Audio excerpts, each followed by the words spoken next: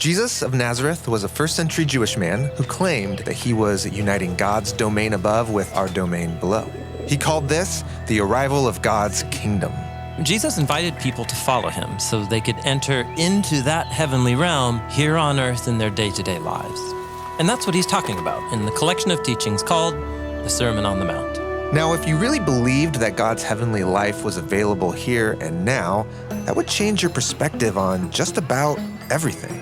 Including your possessions.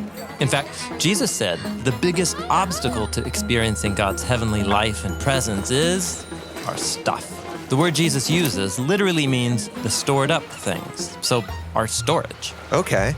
Yeah, some people do have a lot of stuff, but it's natural to collect things. Stuff can make life easier. Stuff can give me security. Stuff gives me freedom. Well, we think that it does, but Jesus says not so much. Don't store up your stuff on the land, where moths and nibblers destroy and where thieves break in and steal. Okay, but what if I just protect my stuff? All right, but now your attention is going to be on keeping your stuff safe. Jesus says the good life comes when our attention is directed elsewhere.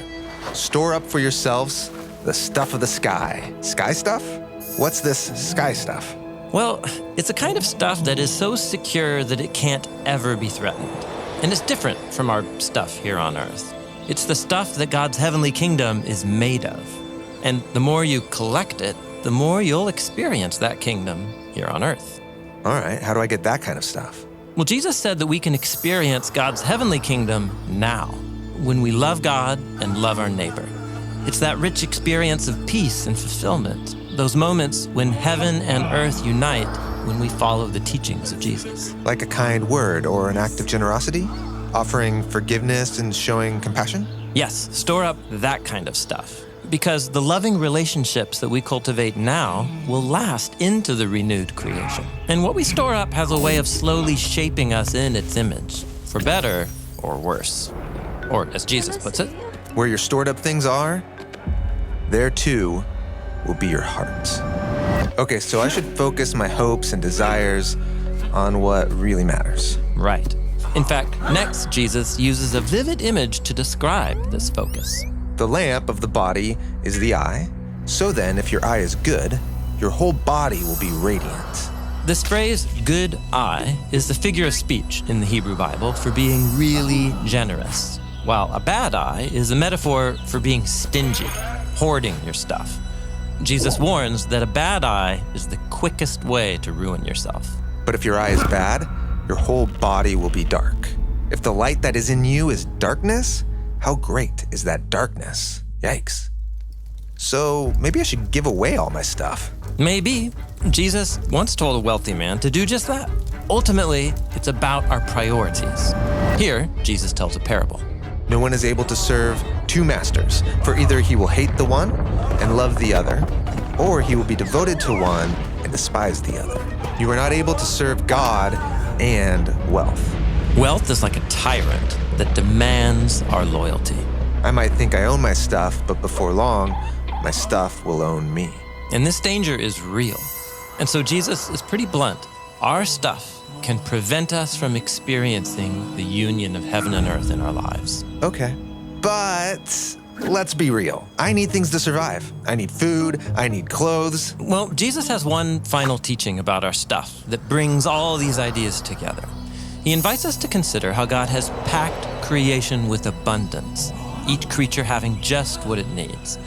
Jesus says that if you trust God as a generous Father and prioritize loving God and loving others, you will find that your needs are met. And you'll find the rich peace of heaven and earth uniting in your own life. I say to you all, don't worry about your life, what you will eat or what you will drink, not even about your body, what you'll put on. Isn't life more than food and the body more than clothing?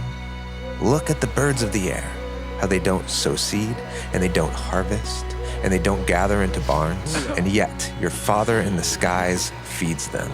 Aren't you much more valuable than they are? And who among you is able to add an hour to your life by worrying? And about clothing, why are you all so worried? Pay attention to the lilies of the field, how they grow. They don't labor and they don't weave cloth. But I tell you all Not even Solomon in all his glory clothed himself like one of these. Now, if the grass of the field, which is there today and tomorrow is tossed into the furnace, is clothed this way by God, won't he make sure to clothe you all who have so little trust? So then don't be worried, saying, what will we eat? Or what will we drink? Or what will we wear for clothing? For the nations constantly seek for all this stuff. For your Father in the skies knows that you need all this. Rather, first, seek for the kingdom of God and do right by God, and all these things will be added to you. So then, don't worry about tomorrow. Tomorrow can worry about itself. Each day has enough trouble of its own.